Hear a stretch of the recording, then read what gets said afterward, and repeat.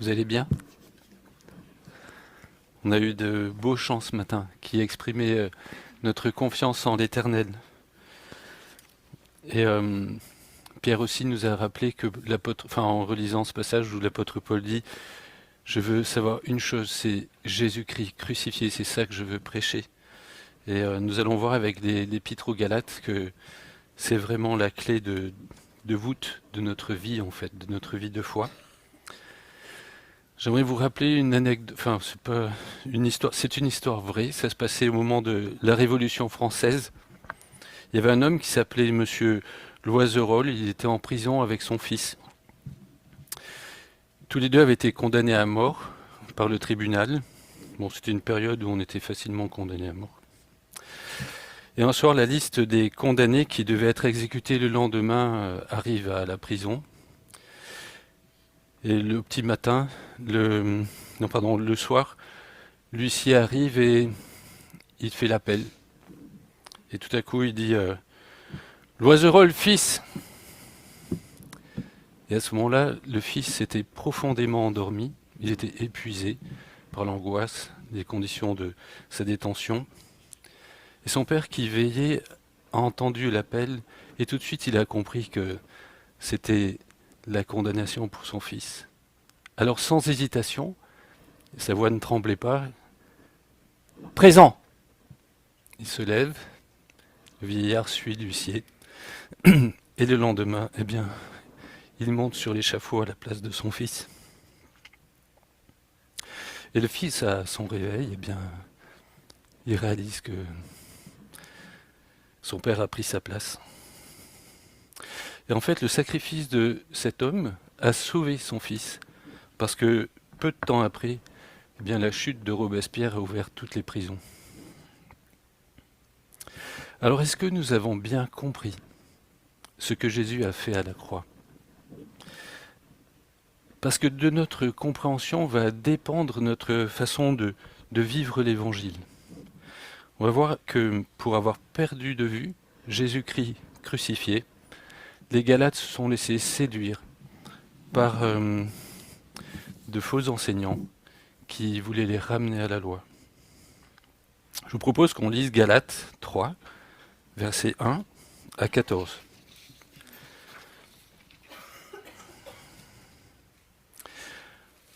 Ô Galates insensés, ô Galates insensés, qui vous a envoûté ainsi? Pourtant, la mort de Jésus sur la croix a été clairement dépeinte à vos yeux. Je ne vous poserai qu'une seule question. À quel titre avez-vous reçu le Saint-Esprit? Est-ce parce que vous avez accompli la loi? Ou parce que vous avez accueilli avec foi l'évangile que vous avez entendu? Manquez-vous à ce point d'intelligence? Après avoir commencé par l'Esprit, est-ce en comptant sur les ressources de l'homme livré à lui-même que vous allez parvenir à la perfection? Avez-vous fait tant d'expériences pour rien? Si encore c'était pour rien. Voyons, lorsque Dieu vous donne son esprit et qu'il accomplit parmi vous des miracles, le fait-il parce que vous obéissez à la loi? Ou parce que vous accueillez avec foi l'évangile que vous avez entendu, à la manière d'Abraham, dont l'Écriture déclare « Il a eu confiance en Dieu, et Dieu, portant sa foi à son crédit, l'a déclaré juste. » Comprenez-le donc, seuls ceux qui placent leur confiance en Dieu sont fils et filles d'Abraham. En fait, l'Écriture prévoyait que Dieu déclarerait les non-juifs justes s'ils avaient la foi. C'est pourquoi elle a annoncé par avance cette bonne nouvelle à Abraham. Tu seras une source de bénédiction pour tous les peuples. Ainsi, ceux qui font confiance à Dieu comme Abraham lui a fait confiance, on part à la bénédiction avec lui. En effet, ceux qui comptent sur leur obéissance à la loi tombent sous le coup de la malédiction. Car il est écrit, maudit soit l'homme qui n'obéit pas continuellement à tout ce qui est écrit dans le livre de la loi. Il est d'ailleurs évident que personne ne sera déclaré juste devant Dieu grâce à son obéissance à la loi, puisque l'Écriture déclare « le juste vivra grâce à la foi ». Or, le régime de la loi ne fait pas dépendre de la foi la justice de l'homme devant Dieu. Au contraire, il obéit à cet autre principe.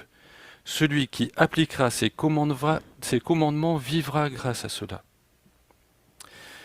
Christ nous a libérés de la malédiction que la loi faisait peser sur nous, en prenant la malédiction sur lui, à notre place. Il est en effet écrit « Maudit est quiconque est pendu au gibet ». Jésus-Christ l'a fait pour que grâce à lui, la bénédiction d'Abraham s'étende aux non-juifs et que nous recevions par la foi l'Esprit que Dieu avait promis. Je remercie Paul d'avoir écrit cette lettre aux Galates parce qu'il nous appelle à garder notre bon sens. Il nous appelle à être logique, à se souvenir de comment s'est passée notre nouvelle naissance. C'est ce qu'il dit aux Galates. Au début de sa lettre, donc, on voit qu'il est un peu en colère, quand même. Il est dépité de voir qu'ils en sont arrivés à ce point-là, de s'être fait remettre sous la loi par des faux prophètes. Parce que qui connaît mieux les Galates que l'apôtre Paul? C'est par lui que les Galates ont eu connaissance de l'Évangile. Le Saint-Esprit a appuyé son témoignage quand il est venu dans la région et qu'il a annoncé l'Évangile par des miracles, des prodiges. Comme la plupart du temps, il y a eu des persécutions et on a voulu empêcher Paul de prêcher. On le lit dans le livre des Actes et par exemple à Lystre, eh bien, les Juifs sont venus des villes voisines pour empêcher Paul de prêcher et ils l'ont même lapidé, ils l'ont cru mort. Mais il n'était pas mort. Dieu l'a relevé et Paul a continué à prêcher l'évangile de Jésus-Christ. Et les Galates qui ont cru à ce moment-là ont eux-mêmes été témoins de miracles et ils ont aussi subi la persécution. Et Paul est effaré de voir qu'il puisse maintenant se laisser berner si facilement par de faux enseignants au sujet de la suffisance de la foi pour leur salut et d'une soi-disant nécessité de revenir à la loi de Moïse pour pouvoir être vraiment sauvés. Pour lui, c'est comme s'ils avaient perdu tout sens critique. Vous avez vu les termes qu'il emploie? Il leur dit, il faut être insensé, ou d'autres traductions disent stupide, sans intelligence, ou envoûté, c'est-à-dire charmé de façon irrésistible. Vous savez, les charmeurs de serpents. Mais là, il y a un côté spirituel. Et il leur dit, mais pour en arriver à croire que vous devez vous faire circoncire ou respecter certaines règles alimentaires pour être sauvé, mais comment vous en êtes arrivé là? Alors il faut avouer que quand on entend certains messages, certains influenceurs, certains propos sur YouTube, aujourd'hui on peut aussi être surpris quand même d'entendre qu'il faudrait faire Shabbat ou d'entendre qu'il faudrait s'abstenir de certains aliments ou peut-être respecter certaines fêtes pour être vraiment pleinement béni. Il manque quelque chose sinon. Paul, il appelle simplement les Galates à la réflexion et il leur dit, mais soyez logiques. Je vais vous poser une question, répondez. Sa question au verset 2, à quel titre avez-vous reçu le Saint-Esprit? Est-ce parce que vous avez accompli la loi ou parce que vous avez accueilli avec foi l'évangile que vous avez entendu? Et d'ailleurs, c'était Paul qui l'avait annoncé. Autrement dit, il leur dit, vous qui êtes non-juifs, comment êtes-vous devenus des chrétiens authentiques? Comment êtes-vous nés de nouveau? Parce que recevoir le Saint-Esprit, c'est la nouvelle naissance. Leur expérience répond pour eux. Ils n'ont pas besoin de réfléchir longtemps. C'est par la foi, dans les paroles de Paul. Or, Paul leur a simplement dépeint l'œuvre de Jésus-Christ à la croix. Il ne leur a jamais demandé d'accomplir la loi, ni de se faire circoncire, ni de faire un acte particulier. Ils ont mangé ensemble, lui qui était d'origine juive, eux qui étaient païens, ça n'a jamais posé de problème. Paul leur dit, mais réfléchissez un minimum. Au verset 3, après avoir commencé par l'Esprit de Dieu, est-ce en comptant sur les ressources de l'homme livré à lui-même, c'est-à-dire sur vos propres forces, ou d'autres traductions disent sur la chair, que vous allez parvenir à la perfection? Parole de vie traduit ainsi ce verset, je trouve que c'est intéressant. Au début, vous avez compté sur l'Esprit Saint. Et maintenant, est-ce que vous allez compter sur vos seules forces? Vous voyez le côté illogique? Enfin, t'imagines, tu montes à bord d'un avion, tout se passe bien, tu décolles, le voyage commence, puis à une certaine altitude, tu vas au cockpit, puis tu dis au pilote, Eps, passe-moi le manche. Alors que tu n'as aucune expérience de pilotage, peut-être sur des jeux vidéo.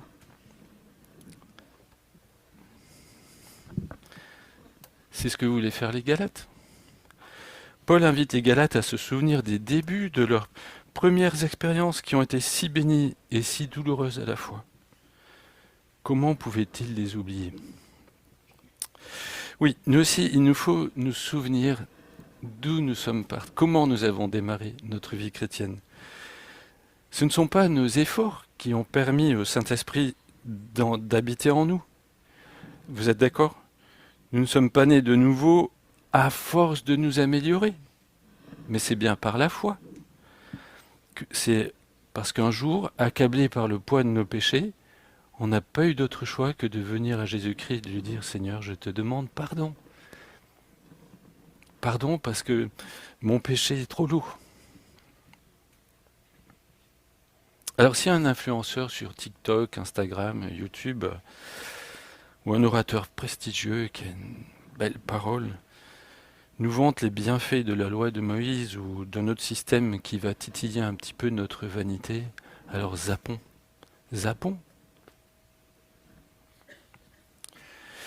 Mais Paul ne désespère pas. Il ne peut pas imaginer qu'ils aient vécu tant de choses pour en oublier la leçon principale et il les appelle à la raison pour admettre l'évidence. Verset 5, voyons, lorsque Dieu vous donne son esprit et qu'il accomplit parmi vous les miracles, le fait-il parce que vous obéissez à la loi ou parce que vous accueillez avec foi l'évangile que vous avez entendu? Une fois encore, la réponse s'impose. C'est grâce à leur foi uniquement que le Saint-Esprit fait ces miracles. Pas du tout à cause de leurs efforts, pas du tout parce qu'ils ont accompli un aspect de la loi ou un autre. Et s'ils avaient encore des doutes, malgré leurs expériences vécues, Paul va maintenant leur démontrer la justesse de ses propos en s'appuyant sur la parole. Et à l'époque, la parole, c'est l'Ancien Testament. Et c'était aussi là-dessus que s'appuyaient les faux enseignants, puisqu'ils étaient d'origine juive et disaient « nous on a la Torah, nous on sait ». Et Paul va dire « bah attendez, je vais vous montrer ». Et il va le faire jusqu'au verset 11 du chapitre 4, donc d'autres frères prendront la suite et on va découvrir ça ensemble. Mais le premier point que Paul veut démontrer, c'est que la justification de l'homme a toujours été offerte à Dieu, enfin par Dieu, en réponse à leur foi et pas à leurs œuvres. Et c'est sur cette base qu'Abraham a été justifié, et c'est l'exemple que Paul va prendre. Croyons que Dieu a choisi de justifier les hommes par la foi. Alors qui est Abraham? Je sais bien que vous savez qui il est, mais c'est parfois utile de reprendre un peu l'histoire, et puis il y a des plus jeunes qui peut-être ont besoin de la découvrir. À l'origine, il s'appelait Abram. Il vivait à Our, en Mésopotamie, parmi un peuple idolâtre. En fait, c'était un païen, comme les Galates. Sa femme était stérile. Et Dieu l'a appelé à tout quitter pour se rendre vers un pays inconnu, qui s'avérera être le pays de Canaan. Et ça, il a obéi à Dieu à l'âge de 75 ans. Et il ne s'est pas pressé. Mais quand même, il l'a fait. Et Dieu a conclu avec lui une alliance avec 3 promesses majeures. Le fait qu'il aurait une descendance à lui qui est d'un couple stérile, il aurait une descendance aussi nombreuse que les étoiles, il aurait un territoire, alors qu'il est en train de tout quitter, et il serait une source de bénédiction pour les nations de la terre. pour toutes les nations de la terre. Abraham obéit, il part vers une terre inconnue. Le temps passe. Bon, il y a pas mal d'événements qui se déroulent, mais à un moment donné, quand même, alors que Dieu lui dit dans une vision, ne crains rien, Abraham, je suis ton bouclier protecteur, ta récompense sera très grande. Bah, Abraham, qui est assez, comment dire, il dit, quand même, tu me fais encore des promesses, mais que me donnerais-tu? J'ai toujours pas d'enfant. C'est Eliezer, en fait, qui va hériter. Donc si tu me donnes des choses, ce sera pas pour moi, ce sera pas pour ma descendance, j'en ai pas. C'est lui qui va hériter. C'est un serviteur attaché à mon service qui sera mon héritier. Alors l'Éternel lui parla en ces termes. Non, non, cet homme-là ne sera pas ton héritier. C'est celui qui naîtra de toi. Puis Dieu le fit sortir de sa tente. Probablement, c'était tard, il faisait nuit déjà. Et il lui dit, contemple le ciel. Compte les étoiles, si tu es capable. Compte les étoiles. Et il ajouta, tes descendants seront aussi nombreux qu'elle. Abraham fit confiance à l'Éternel. Et à cause de cela, l'Éternel le déclara juste. Vous voyez, Abraham, il n'a pas obéi tout de suite. Abraham, il n'avait pas obéi parfaitement. Il est parti avec son père, puis après avec son neveu, et puis voilà. Et puis quand on voit son comportement, on se dit, ah, c'est pas le modèle tip-top. Mais il a accepté de quitter son pays d'origine, sans savoir où il allait. Il ne pouvait pas expliquer pourquoi Dieu lui avait fait ses promesses. Mais il a eu confiance. Moi j'imagine Abraham, à côté de sa tente, il regarde, alors nous on a des spots, on peut imaginer les étoiles du coup. Il compte, il commence à compter. Et ma femme est stérile.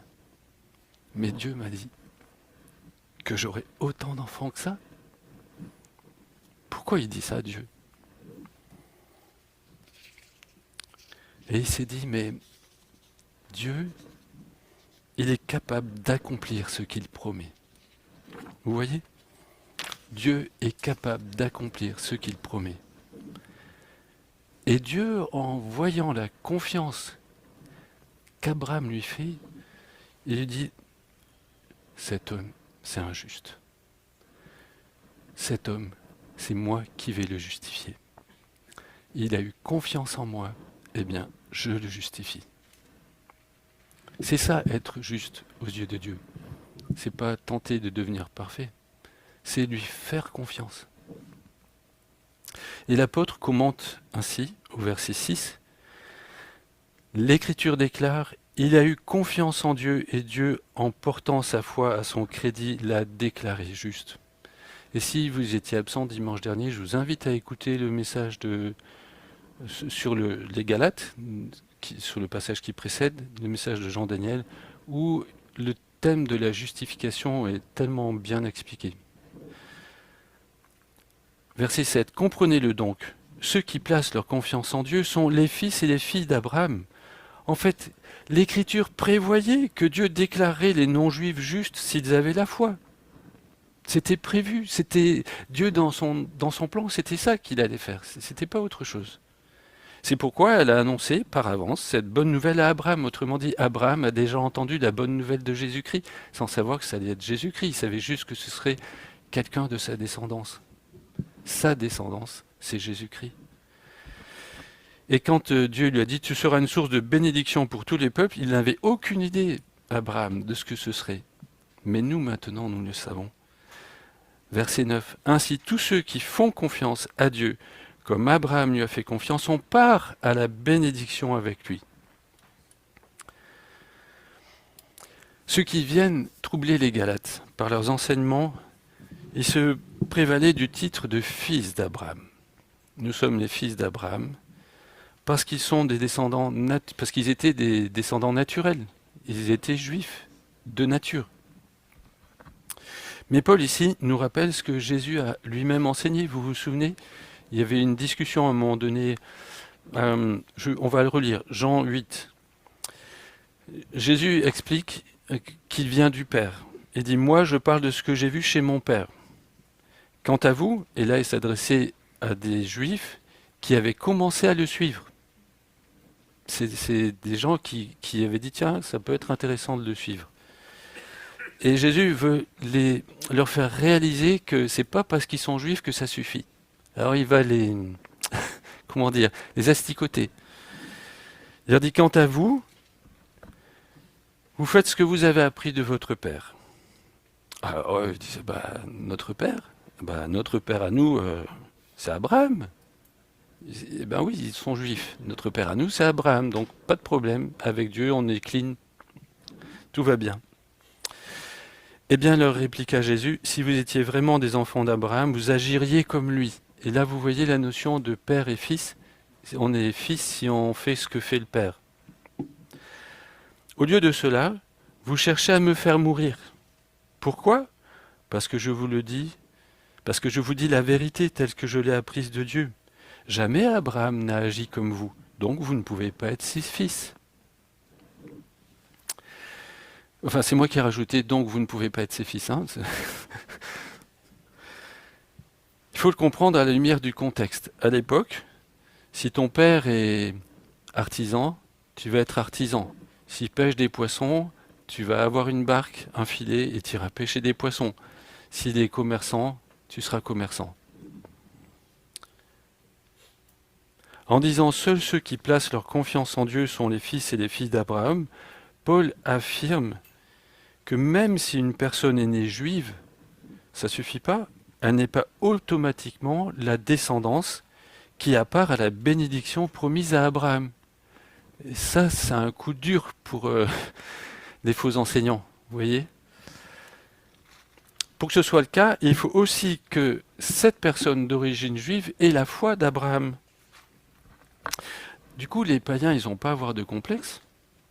Alors, je ne sais pas s'il y a beaucoup de personnes d'origine juive dans la salle, mais si c'est pas le cas, si c'est le cas, eh bien, que cette personne se réjouisse d'être issue de ce peuple qui a quand même des promesses particulières. Mais si on n'en est pas, on n'a pas à avoir de complexe, parce que on a part à la même bénédiction par la foi dans ce que Dieu nous propose, dans ce que Jésus a fait.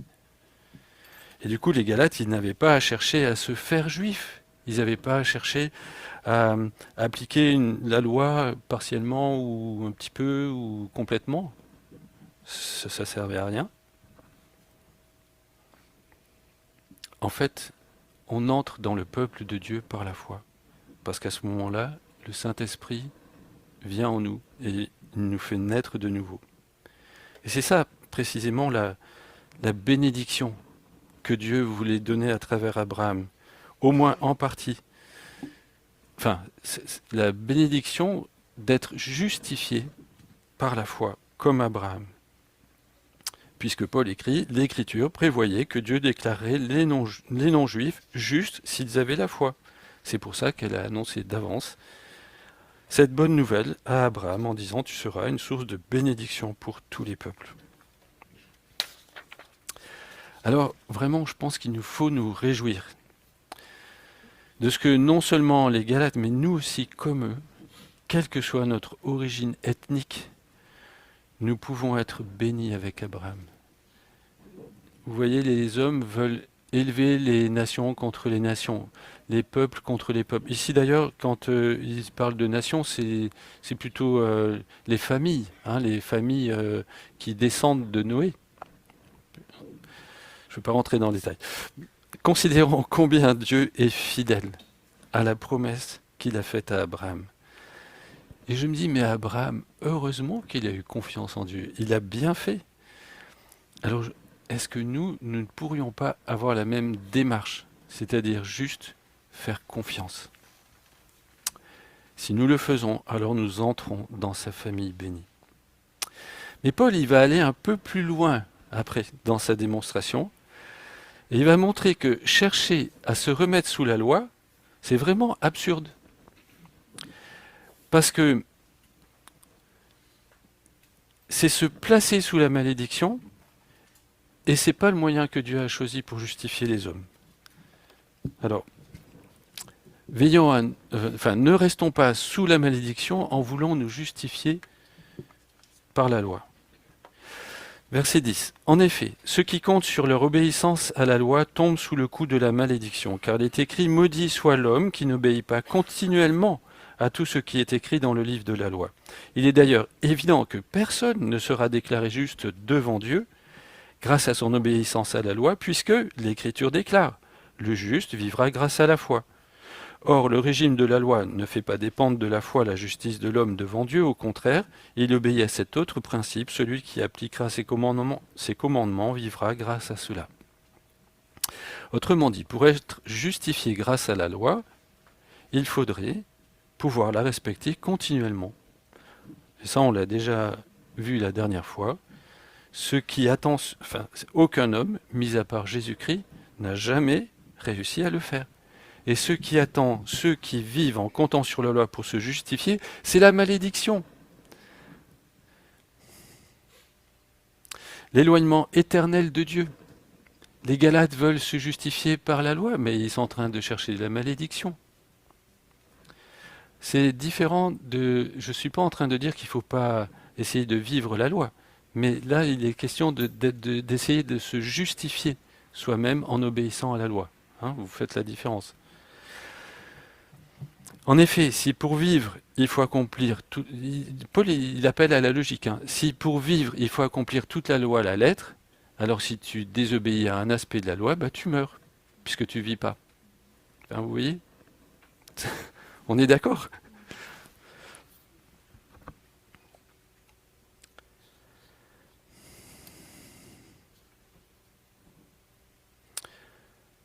Et puis en plus, il n'y a pas l'ombre d'un espoir en voulant suivre cette voie. Parce que c'est pas ce que Dieu a choisi. Vous voyez, des fois, l'homme, il veut faire les choses à sa manière. C'est ce qu'ont fait toutes les religions. Toutes les religions, on dit, c'est l'homme qui va s'élever vers Dieu. Dieu nous dit non, c'est Dieu qui s'abaisse vers l'homme. Parce que vous ne pouvez pas. Et Paul reprend une parole qui avait été donnée à Habacuc. Parce que le prophète Habacuc, il se désolait. Il voyait que son peuple vivait dans le péché. Et il disait, mais quand même, Dieu intervient. Et Dieu dit, oui, je vais intervenir. Mais je vais envoyer un peuple encore plus méchant que le peuple d'Israël pour corriger mon peuple. Et là, Habacuc, il ne comprend rien. Il ne comprend pas que Dieu puisse utiliser des gens pires pour punir des gens moins mauvais. Enfin, c'est ce qui s'est passé. Et à la fin, il dit, puisque je ne peux rien faire, je vais patienter. Et Dieu lui a dit, le juste vivra par la foi. Autrement dit, il dit à Habacuc, garde la foi, fais-moi confiance. Tu comprends rien? Tu sais pas pourquoi je fais comme ça? Tu sais pas où je veux en venir? Tu sais pas comment j'agis dans les cœurs? Fais-moi confiance. Et à la fin de son écrit, Habacuc, il va dire, bon, moi, je veux me réjouir en Dieu. Je veux garder la joie en Dieu.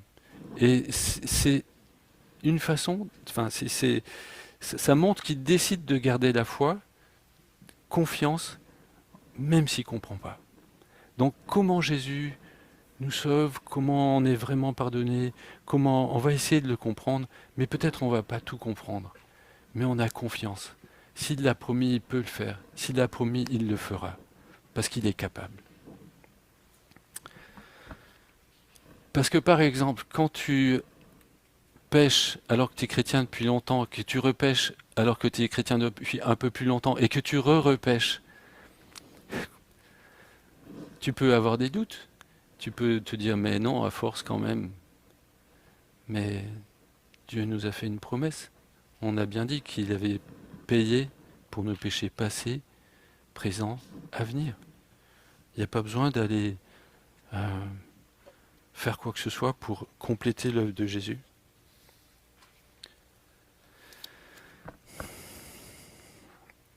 Au verset 1, Paul il s'étonne quand même que les Galates remettent en question la justification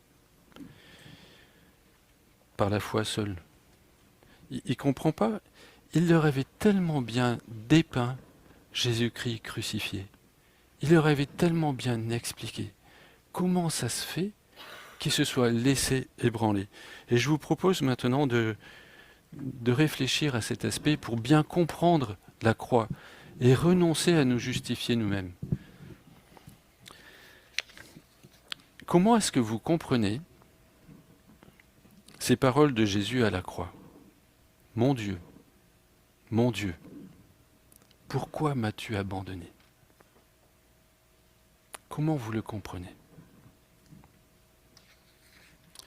Je vous propose qu'on relise quelques versets du psaume 22, parce que ces paroles de Jésus étaient prophétisées au psaume 22. Mon Dieu, pourquoi m'as-tu abandonné ?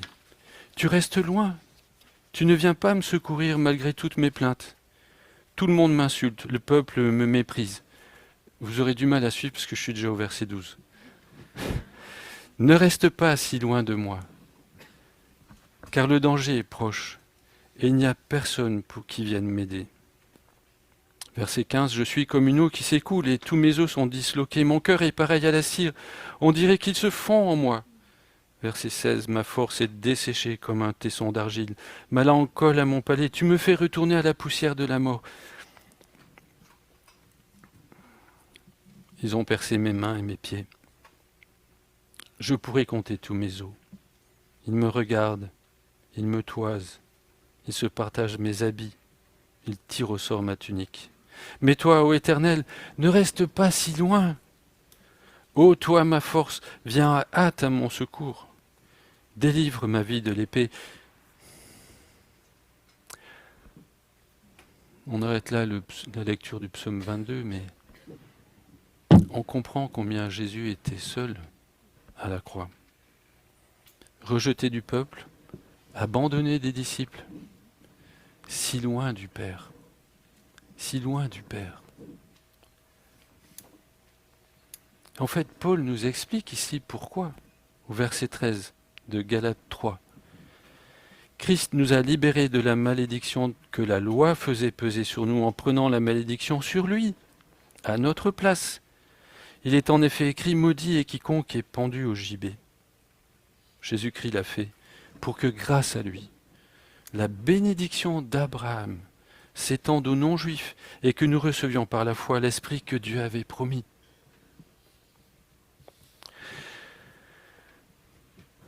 C'est bien difficile de comprendre ce qui s'est passé à la croix. On ne va pas tout comprendre. On sera peut-être un peu comme Habacuc, mais quand même. Nous ne pouvions pas vivre en harmonie avec Dieu, dans sa présence, parce que nous ne pouvions pas échapper à la sentence que la loi faisait peser sur notre vie. Coupable, condamné à mort, maudit, loin de Dieu. Mais Dieu, lui, il nous voulait à ses côtés. Il voulait qu'on partage sa présence, qu'on soit avec lui parce qu'il nous aime. Le Fils a proposé de prendre notre place, de se substituer à nous, comme M. Loisereau l'a fait pour son fils, et quand il est allé sur l'échafaud des révolutionnaires. Nous l'avons vu dimanche dernier. Pour nous justifier, Jésus il a pris nos péchés sur lui en son corps, et il nous a recouverts de sa vie parfaite, de sa justice. Mais à la croix, le Père a dû faire tomber sur lui toute sa colère. C'était pas fictif, hein. C'était réel. Et Jésus, pendu au bois, recevait sur lui tous les charbons ardents de la colère de Dieu. Je ne sais pas comment on peut l'imaginer ou l'imager, mais vous imaginez une fournaise qui tombe sur lui, qui tombe. Et c'était pas une fraction de seconde. Et c'était pas juste un éclair. Et c'était pas quelques minutes, ça fait 35 minutes qu'on lit ce passage. C'était 3 heures sombres, longues, interminables.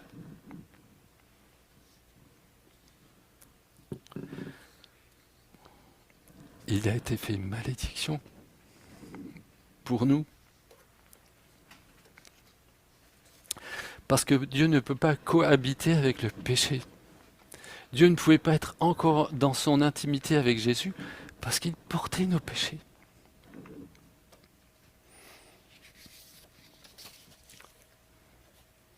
Mais j'ai lu dans un commentaire quelque chose d'intéressant. C'est qu'à un moment donné, je l'avais jamais saisi comme ça. À un moment donné, Jésus a compris que toute la colère était tombée. Vous voyez le récipient immense, je ne sais pas si le ciel il peut le contenir, c'était vide. La colère de Dieu, il n'y en avait plus. Elle était apaisée. Et Jésus a pu dire, tout est accompli. Et juste après, Père, je remets mon esprit entre tes mains. Et il meurt. Parce que c'est fini. Il a pris la malédiction à notre place. La malédiction que la loi faisait peser sur nous, il n'y en a plus. Parce qu'il l'a prise sur lui. Est-ce que vous voulez rajouter quelque chose à l'œuvre de Jésus ?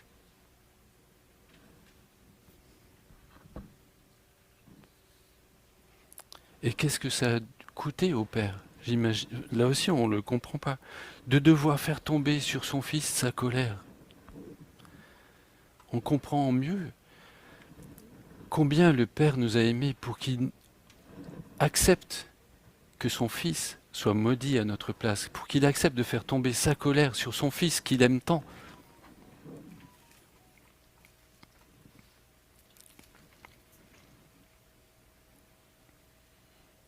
On comprend qu'il considère que ce soit important qu'on lui fasse confiance. Après ce qu'il a fait, on ne va pas lui faire confiance ? Après qu'il ait donné son fils, on ne peut pas lui faire confiance ? Si il avait promis à Abraham, il a accompli sa promesse et nous, on ne lui ferait pas confiance. On comprend qu'il est cette exigence minimale. Il nous demande le minimum. Il a tout fait, il nous demande juste de lui faire confiance. Et il demande qu'on fasse confiance à son Fils, Jésus-Christ. Parce que je pense que là, on ne peut pas mesurer la douleur que ça a représenté à Jésus-Christ. On ne peut pas imaginer les souffrances qu'il a endurées.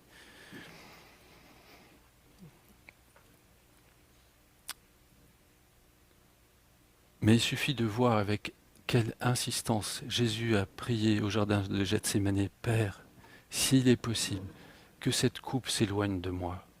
S'il est possible, que je ne passe pas par la croix. Pas à cause des clous, pas à cause... J'ai déjà été fouetté. Enfin, non, pardon. Pas à cause des coups de fouet. Ce que je voulais dire simplement, Jésus, il a déjà souffert. Depuis toute sa vie, il souffre. Il souffre parce qu'il vit avec des pécheurs. Mais c'est ce que c'est la souffrance morale, même physique, il a eu des difficultés aussi. Mais cette séparation d'avec toi, j'aimerais ne pas la vivre. Et nous savons que ce n'était pas possible. Croyons bien que s'il y avait eu un moyen pour nous racheter nous-mêmes, en faisant telle œuvre, en faisant Shabbat, se faisant circoncire ou couper les oreilles ou ce que vous voulez, Dieu il aurait trouvé le moyen pour épargner à son Fils de vivre la croix. Et c'est pour ça aussi que, puisque Jésus a tout fait, on n'a plus à avoir peur de perdre notre salut. Il nous est offert. Comment on pourrait le perdre ? Jésus a payé. Personne ne va nous enlever ce salut. C'est Jésus qui le garde. Il est notre berger et il nous gardera. Alors si les Galates avaient mieux compris la croix, s'ils avaient mieux gardé sous les yeux la croix que Paul leur avait dépeinte, ils ne se seraient pas laissés piéger. Et il n'y aurait pas eu quelques malheureux frères qui seraient passés sous le couteau de la circoncision. Pourquoi Jésus est mort sur la croix ? Jésus-Christ l'a fait pour que grâce à lui, la bénédiction d'Abraham s'étende aux non-juifs et que nous recevions par la foi l'Esprit que Dieu avait promis. Ainsi, non seulement Jésus nous justifie, mais il permet au Père de nous envoyer le Saint-Esprit, afin qu'il vive en nous et qu'il nous régénère. Nous sommes non seulement enfants d'Abraham, mais aussi enfants de Dieu, nés de nouveau, régénérés, et cela par la foi en l'œuvre de Jésus-Christ uniquement. Et du coup, Paul, il répond à sa question et il dit, mais c'est par la foi que vous avez reçu le Saint-Esprit, c'est par la foi que vous avez fait les miracles, c'est par la foi que vous êtes nés de nouveau. Alors, en conclusion, j'aimerais poser une question. Qui aurait encore envie de revenir à la loi ou tout autre système basé sur les mérites après avoir contemplé et compris la croix? La vraie question qui nous est posée, c'est est-ce que tu acceptes de faire confiance à Dieu? Est-ce que tu crois qu'il est capable d'accomplir ce qu'il promet? Est-ce que tu crois en son amour? Est-ce que tu crois en sa justice? Est-ce que tu as la foi? Et si tu as la foi, est-ce que tu lui laisses les commandes de ta vie? Est-ce que tu laisses l'esprit prendre le manche dans le cockpit? Puisqu'il t'a fait décoller dans ta vie avec Dieu, est-ce qu'il ne saurait pas te conduire à travers les orages, les tempêtes, les éclairs, jusqu'à l'aéroport céleste? Parce qu'en fait, la terre promise à Abraham, nous aussi on en a une.